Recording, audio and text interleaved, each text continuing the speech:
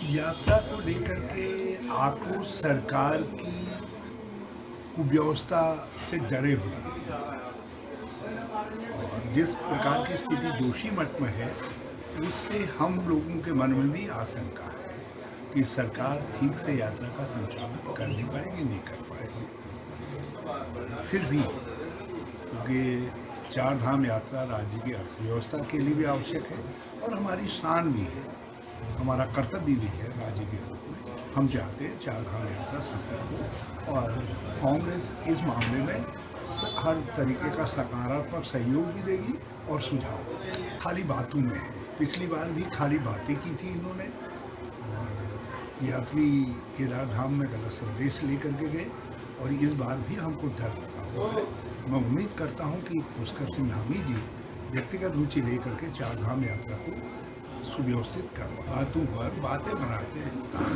काम पर भाजपा का न दिल्ली में ध्यान है न देहरादून में ध्यान है, वो तो बातों की खा रहे हैं। देखिए कब तक खाते हैं, जब तक मुख्यमंत्री व्यक्तिगत रुचि नहीं लेंगे और अपने ऊपर जिम्मेदारी लेकर के चार धाम यात्रा का संचालन नहीं करवाएंगे, हमेशा कुछ न कुछ खामियां रह जाएंगी जो राज्य के लिए।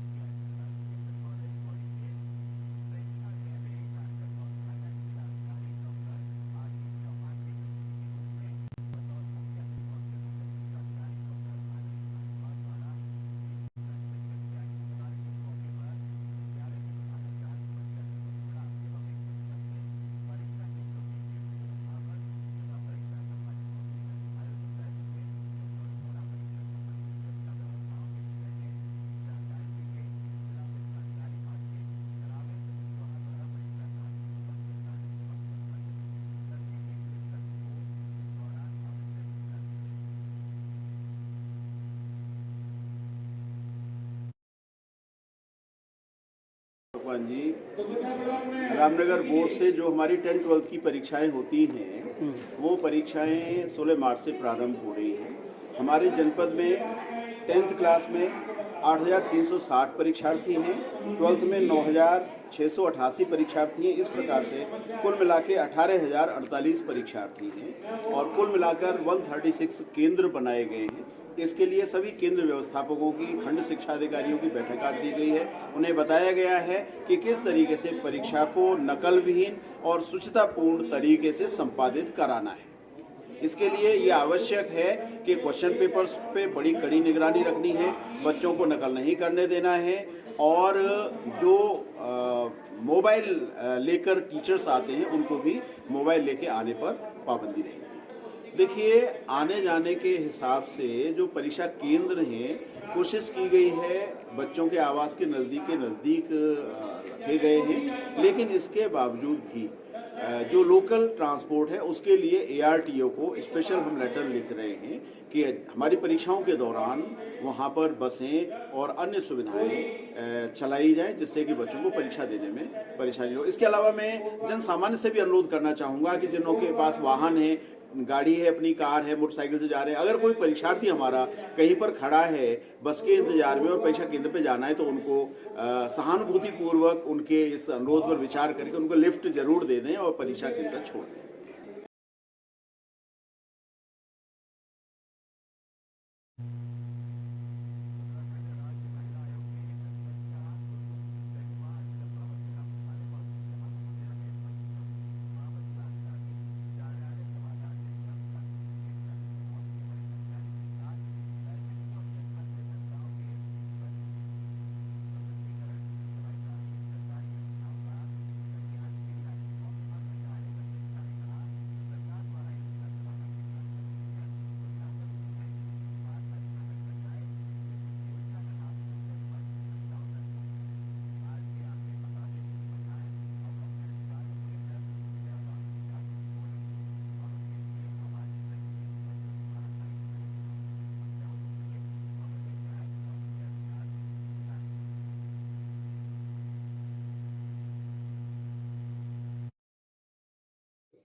दिशा निर्देश तो यही है कि जो सरकार की योजनाएं हैं, सरकार योजनाएं लागू करती है और उसका निस्तारण और वो निचले स्तर तक पहुंचाना, जनता तक पहुंचाने का काम अधिकारियों का होता है। उनकी मॉनिटरिंग होनी है। माननीय मुख्यमंत्री जी ने योजनाएं लागू की, माननीय प्रधानमंत्री जी ने योजनाएं लागू की हैं, तो उसका काम अधिकारियों का हो। अधिकारी तो सरकार के हाथ पैर होते हैं भाई, वो सिर्फ कागजों तक उसे सीमित ना रखें। वो कितने को लाभ मिला, कितने लाभार्थियों को वास्तव में वो सही को मिला है या गलत को मिला है, यही मैं मॉनिटरिंग मेरा करने का उद्देश्य